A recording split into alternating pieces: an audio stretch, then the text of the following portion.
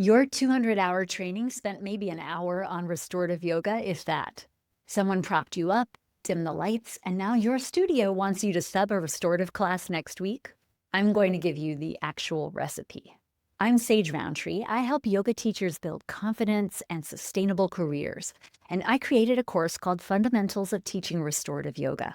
I've been teaching for over 20 years. I've led hundreds of restorative classes, and the method I'm about to share is the same one I use in my own teaching and inside the course.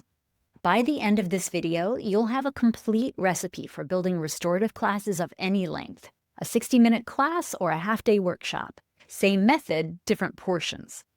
I made you a free download called Best Shavasana Ever.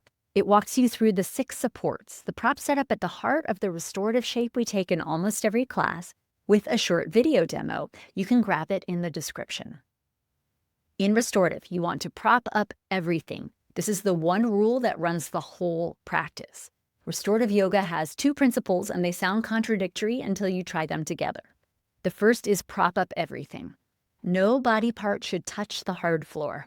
Knees, head, arms, low back, ankles, even the eyes, every part of the body is held.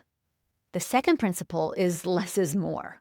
3 to 5 shapes for a 90-minute class, 15 to 30 minutes per hold, and 0 stretching sensation. If a student tells me they feel a stretch, I add another blanket or some other prop.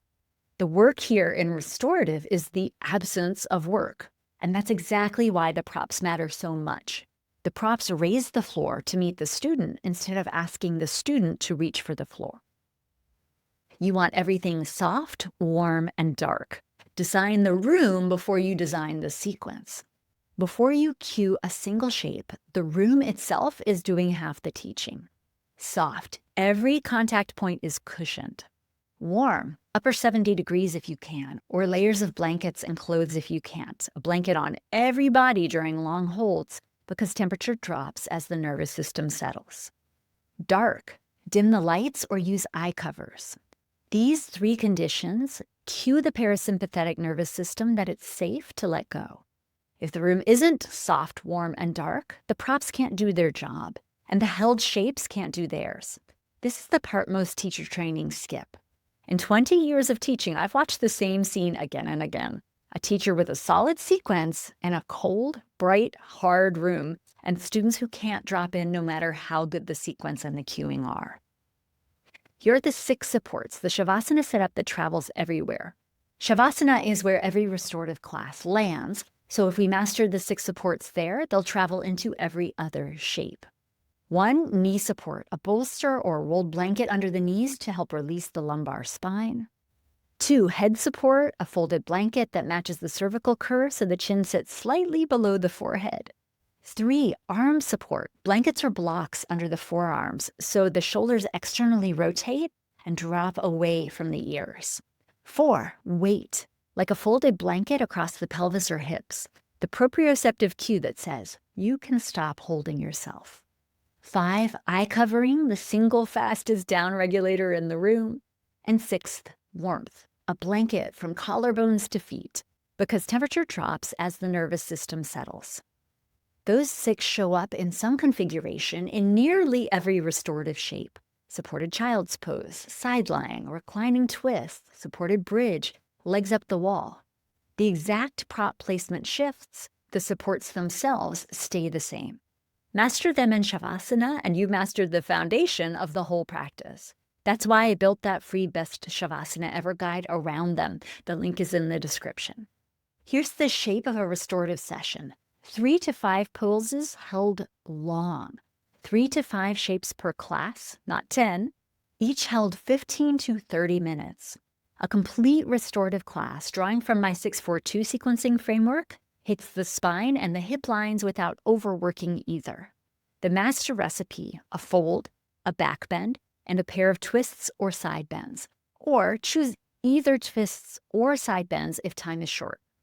Close in supported Shavasana with all 6 supports for the final integration. So a sample prone class, supported child's pose, supported side bend, supported twist, supported bridge, Shavasana. A sample supine class, supported back bend over a bolster, reclining tree pose for the inner hip and side body, supported reclining twist, legs up the wall, shavasana. Both of these classes deliver a balanced practice across the spine and the hip lines without any shape working harder than the props allow. Go for slow transitions and know what your job actually is during the holds of the shape.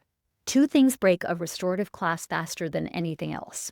The first is rushed transitions. If it took 3 minutes to set the shape up, it should take almost 3 minutes to come out, slowly with a pause along the way. Anything fast jolts the nervous system right back out of the parasympathetic state you just spent 15 minutes building. The second is talking too much. Your job during a 15-minute hold isn't to fill the silence.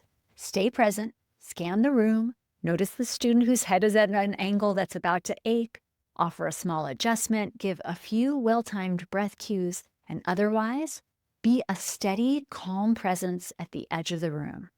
That presence is the teaching. The practice does the practice.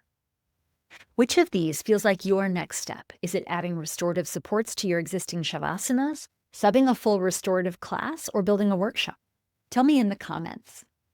Grab the free Best Shavasana Ever guide in the description, and then try the 6 supports in your next shavasana.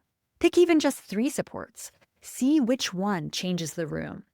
If you want the complete system, the full framework, the prop library with video demos of restorative shapes, ready to teach class plans, environment design, and 20 Yoga Alliance CEUs, check out Fundamentals of Teaching Restorative Yoga. It's self-paced, practical, designed so you can sub a restorative class next week and feel super solid doing it. Link is in the description. Your students need rest. Now you have a recipe to give it to them. If you want to know what restorative yoga actually is and how to explain the difference from yin to a student or a studio owner, watch that video next.